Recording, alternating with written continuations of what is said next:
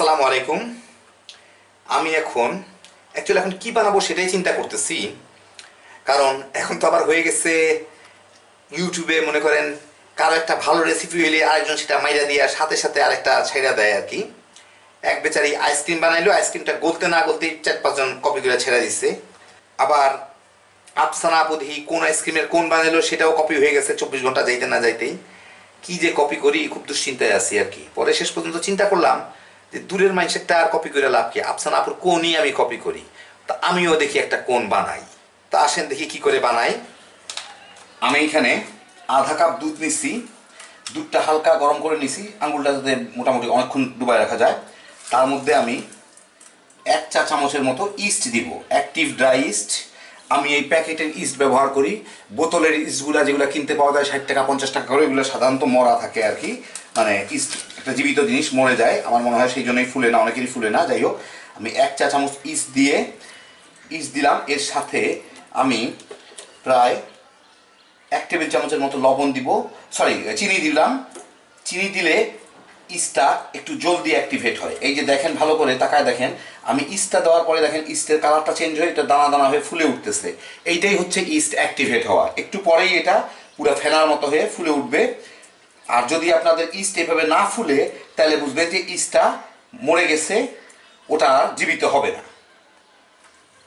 মানে ইংরেজিতে বলতে গেলে আর কি, বাংলায় জীবিত বললে অনেকে বুঝবেন না, ইংরেজিতে বলতে হবে অ্যাক্টিভেট হবে না।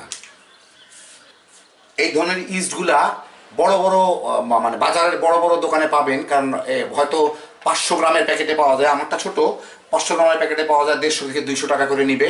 সাধারণত বিস্কুট মানে রুটির ফ্যাক্টরিগুলো এগুলো ব্যবহার করে আর কি, যারা রুটি বানায় ওরা এগুলো ব্যবহার করে, বেকারিগুলো আর কি। আমি এখানে 2 কাপ আটা নিচ্ছি, ময়দা দিয়েও হয়, যাই হোক। এখানে আবার আমি 2টা ডিম নিচ্ছি আমার ঘোটা ঘোটা পাত্রে।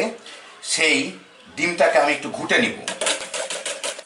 ঘুটে না নিলে আমার কেন জানি মনে হয় ভালো মতো মিশে না ভিতরে। যাই হোক, এর সাথে আমি লবণ দিব, 1 চা চামচের মতো দিলাম স্বাদ মতো। একটু চিনি দিব, প্রায় 2 টেবিল চামচের মতো। এখানে প্রায় 3 টেবিল চামচের মতো বাটার গলায় রাখছি। আমার বাটারটা ফ্রিজে ছিল, রুম টেম্পারেচার না, সেজন্য গলায় রাখলাম। ওটা দিয়ে দিব, দিয়ে এটাকে একটু মিশাই নিব আমি আগে, মানে বাটারটা যাতে সব জায়গায় সমান মতো পড়ে আর কি। যাই হোক, এখন এর মধ্যে মিলানো হইলো। আমি এর মধ্যে ডিমটা দিয়ে দিব, গোটা ডিমটা।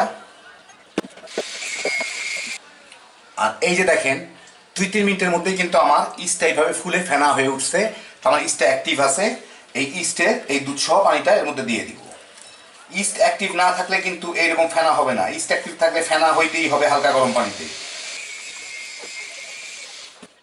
এখন এটাকে মিলাই নিব। যদি প্রয়োজন হয় তাহলে আরো আটা ময়দা কিছু একটা মিশাবো আর কি, যদি দেখি যে বেশি নরম হয়ে গেছে। তো হইলো মোটামুটি ভাবে আমার একটা ডো, মোটামুটি একটু এই যে এরকম রুটি পরোটা যেরকম বানাই। এখন আমি এটাকে একটু ঢেকে রেখে দিব, যাতে এটা ফুলে ডবল হইতে পারে। হয়তো ঘন্টাখানেক লাগতে পারে, আধা ঘন্টাও লাগতে পারে, 1.5 ঘন্টাও লাগতে পারে আর কি। আবহাওয়া কিরকম গরম তার উপরে। তো মোটামুটি এখন গরম, অতক্ষণ লাগবে না বোধ হয়।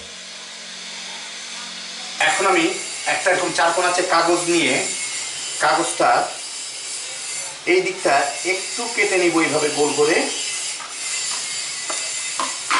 নিয়ে, এটাকে আমি অ্যাকচুয়ালি এইভাবে পেঁচাবো। এইভাবেই পেঁচাই, পানের খিলির মতো।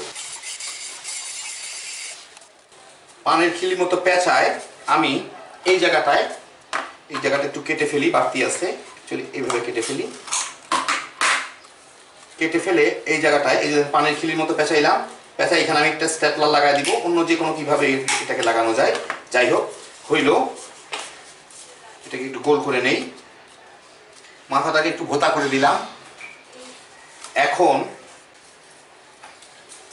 এখন আমি একটা অ্যালুমিনিয়াম ফয়েল এরকম একই সাইজের কেটে নিছি। এইটা দিয়ে এইটাকে একটু মোড়ায় দিব, পেঁচায় ভালো করে লাগাই দিলাম। দিয়ে এই ধারগুলাকে এইভাবে করে দিলাম, যাতে মোটামুটি একটা ভালো খিলির মতো থাকে। এই যে দেখেন, একটা কোণের মতো হয়ে গেল। এরকম করে আমি 8টা বানায় নিব, কোণ বানায় নিব। প্রায় ঘন্টা 3 পরে এই হলো আমার ময়দাটা বেশ ফুলে ফেপে উঠছে। এখন এইটাকে আমি আবার আমার মথতে হবে। আমি মথার জন্য এই জায়গাটার মধ্যে একটু তেল মেখে নিব, নিয়ে এর মধ্যে আমি এটাকে ঢালবো। ঢেলে এটাকে আমার ভালো মতো মথে নিতে হবে, খুব ভালো মতো। এর মধ্যে অনেক বাতাসের বাবল আছে, এগুলো যাতে কিছুটাই না থাকে, একদম স্মুথ করে আমার এটাকে মথে নিতে হবে। প্রায় 10-15 মিনিট এটাকে মাখতে হবে, মানে মথতে হবে আর কি। তো হইল আমার মথা। এখন আমি এটাকে 8 পিস বানাবো, এটাকে 8 ভাগ করে নিব।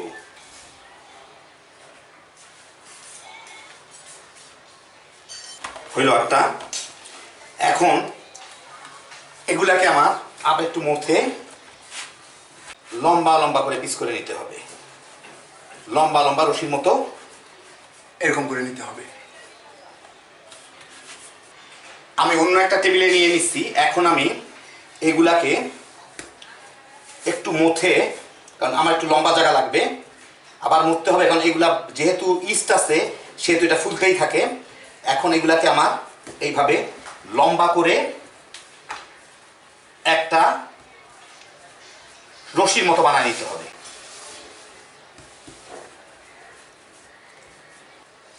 কাজটা খুব দ্রুত করতে হবে, কারণ এর মধ্যে ইস্ট আসে, যেহেতু এটা ফুলতেছে সবসময়ই, যাতে খুব দ্রুত হয়ে যায়, তা নাহলে এগুলো ছিঁড়ে ছিঁড়ে যেতে পারে। তো যাই হোক, আমি যেটুকু করলাম হয়তো পারফেক্ট হয় নাই, হওয়া মুশকিল, যাই হোক তারপর আমি দেখাচ্ছি। এই যে কোণগুলা তৈরি করছি, এই কোণগুলাতে নিয়ে এখন আমি এই আগা থেকে শুরু করে এই পর্যন্ত এইগুলাকে এইভাবে পেঁচায় রোল করে দিব, ক্রিম রোল যেভাবে করা হয় আর কি।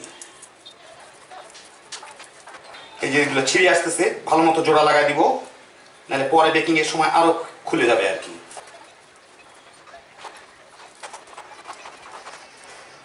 তো ধরেন এইরকম হইল, এইরকম করে বাকি সবগুলাকেই আমি করে নিব।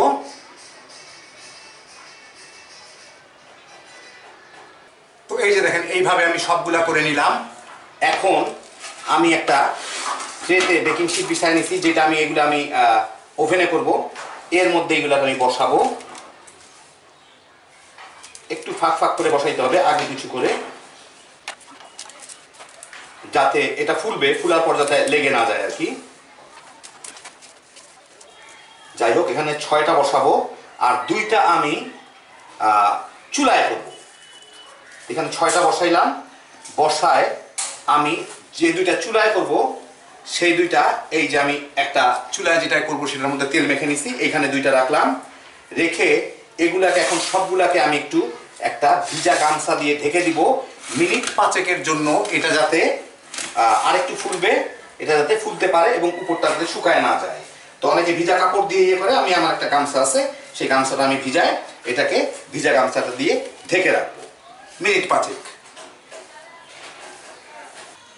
আমি যেটা চুলায় দিব, এখন আমি একটা চুলার মধ্যে একটা পাতিল বসায় নিছি, নিয়ে তার মধ্যে একটু বালু দিচ্ছি, একটা স্ট্যান্ড দিয়ে দিচ্ছি, দিয়ে বালুটাকে যথেষ্ট পরিমাণ গরম করছি, সবচেয়ে হাই হিটে। যাই হোক, এটা ঢেকে রাখি।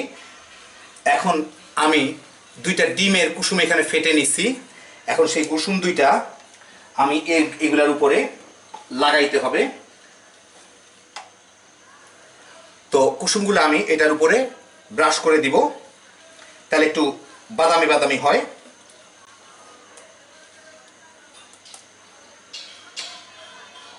যাই হোক, যতদূর পারি ব্রাশ করে দিলাম। বাকিগুলোকে আমি এভাবে দিব। দিয়ে এই 2টাকে এখন আমি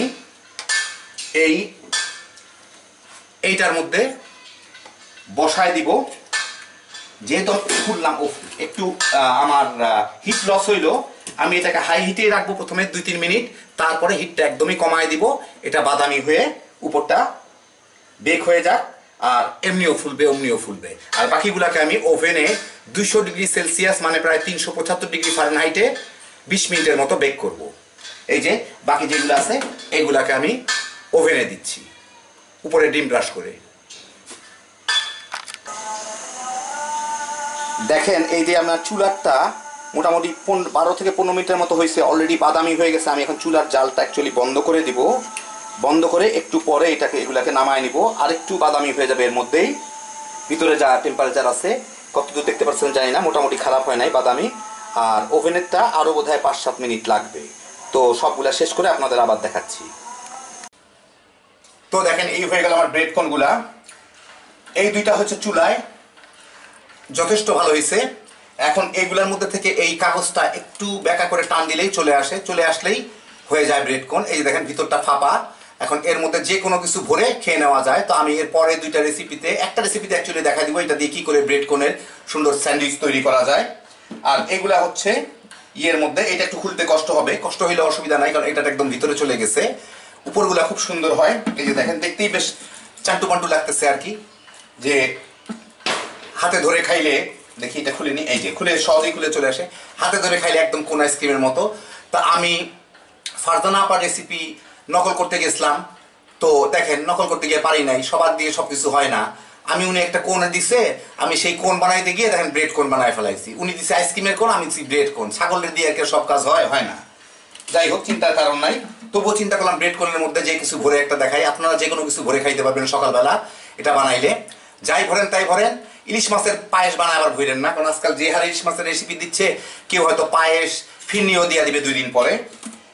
তো এর মধ্যে কি কি ভরে খাইলে মজা লাগে সেটা নিজেরাই বুঝবেন। আমি কালকে ইনশাল্লাহ আর একটা দুইটা এর মধ্যে ভরে দুইটা স্যান্ডউইচের রেসিপি দিব, দেখতে পারবেন। খুব সহজ তৈরি করা, খালি বানাইবেন আর তামা তামা করে খাবেন, বানাইবেন আর তামা তামা করবেন। হ্যাভি জোশের একটা আইটেম। তো আল্লাহ আপনাদের সবাইকে ভালো রাখুন। ইনশাল্লাহ আবার দেখা হবে। আল্লাহ হাফিজ।